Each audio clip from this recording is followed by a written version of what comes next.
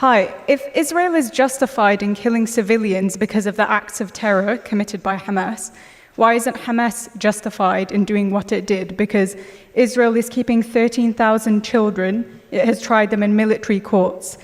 Since the establishment of Israel, 55,000 Palestinian homes have been bulldozed. So why isn't Hamas justified in doing what it did if we use your logic? So I'm going to answer your question, then I'm going to ask you a question if you don't mind. Is that all right? So my answer is that Israel would not be justified in killing Palestinian civilians because of the actions of terrorists. Israel would be justified in attempting to kill terrorists, and civilian casualties are a cost of war. That is just a reality of life. During World War II, there were 70,000 Brits who died during the Blitz bombing, and there were 2 million Germans who died, civilians who died during World War II. And I don't see a lot of monuments in Britain because of the 2 million civilians who died in Germany. The costs of war are brutal, they're terrible, they're horrifying. There's a vast difference in moral scope between deliberately going into a civilian area and murdering everyone you can find and trying to kill a terrorist who is deliberately hiding beneath a civilian area, hiding their rockets in civilian areas, starving their own people. There is a vast difference. Okay, so now I get to ask my question, if you don't mind. So my question is, do you believe that there is a moral difference between Hamas going into, for example, Kfar Aza and murdering entire families, and Israel attempting to target terrorists and accidentally hitting civilians? Israel is effectively doing the same because Gaza is the most densely populated region in the world. There are 15,000 people per square mile. So does Hamas get immunity because they're there? So Hamas gets immunity. So Israel has killed 3,500 children in the past 3 weeks. That's more children. That's more children than have died in conflicts around the world in each of the last 4 years. So just to be clear, your logic is that if you're a terrorist group located in a densely populated community and you hide behind civilians, you're now immune. Where are the children meant to go? So you're immune. Okay. That's a violation of the Geneva Conventions, but okay. You're now immune. Your logic is that if you're a Hamas terrorist... Since 2005, 23 out of every 24 conflict deaths have been Palestinian. I don't see any moral equivalency there. It's clearly unjust what the IDF has been doing to the Palestinians because there's a vast disparity between the number of Palestinians being killed and the number of Israelis. I mean, I would certainly hope that Israel is killing more Hamas members. This isn't a conflict. This isn't a conflict. This is one-sided ethnic cleansing. So, again, I'm just asking you, if based on the numbers, more Germans died than Brits in World War II, did that mean that the British were wrong in World War II? Because they did. Many more Germans died than Brits. Based on the numbers, does that mean that Britain was wrong in World War II? Britain wasn't bombing civilians.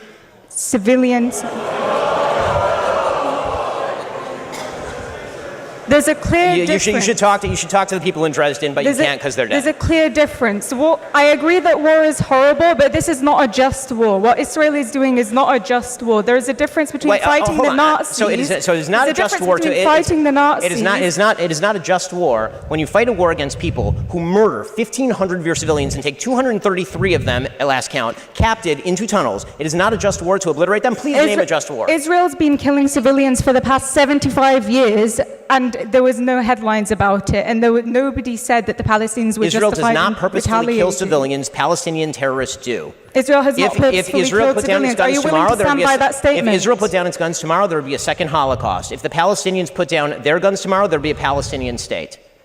That is the reality. And let me ask you this. There would not be a Palestinian settlement. I'm going to ask you this. I'm just going to ask you the last question, the same question I asked her. Which part of Palestine is occupied? The entirety of Palestine, but I'm not calling for the destruction of Jews. I appreciate you expressing your full genocidal intent for the Jewish people living between the river. Why is it genocidal to call for a state that is not apartheid? You can have a state where all citizens have equal rights, Jews and Muslims. I'm sure that's going to go amazingly under the same people who are governing the Gaza Strip, where currently 0 Jews live.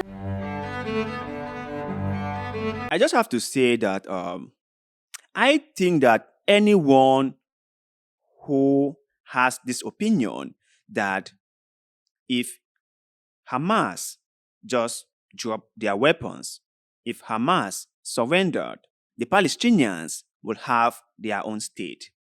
And that if the situation between Israel and Palestine were reversed, Palestinians will eradicate Israelis, or Palestine will erase Israel.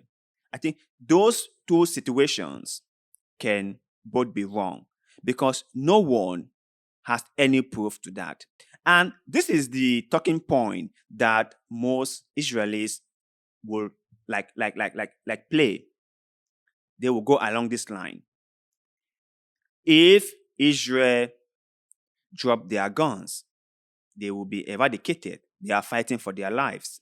And if Palestinians or if Hamas decided to surrender, there will be lasting peace between them. And they will all live peacefully and happily. Then you ask yourself, why any peace before Hamas came to be? Why has Israel kept on encroaching on Palestinian lands? And if Israel really wanted peace, if the Israelis, like their ruling authority, really wanted peace, why do they keep on building illegal settlement? Why? Now, if you want to know more about this illegal settlement, just go online and Google. A lot of human rights groups or organizations have recorded this. Israel keeps on building this illegal settlement.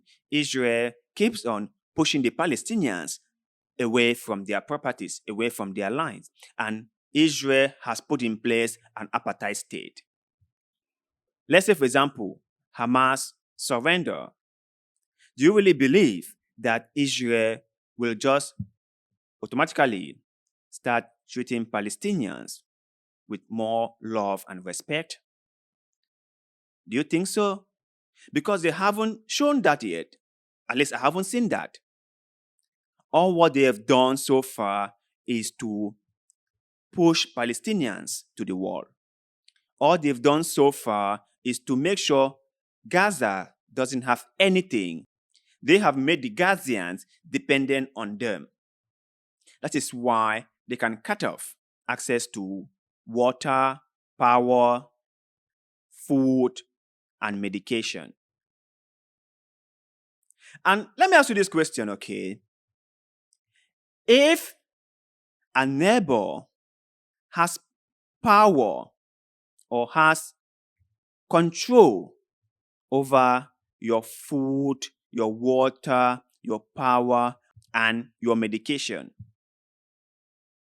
would you have a favorable image of that neighbor? Would you consider that neighbor as being someone nice or kind? Would you? No, you answer me. Let's ask Ben Shapiro this same question.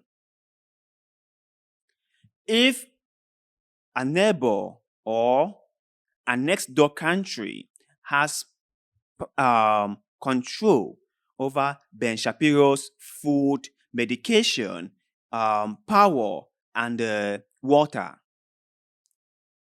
will Ben Shapiro consider that neighbor or that person as a nice one or a nice person?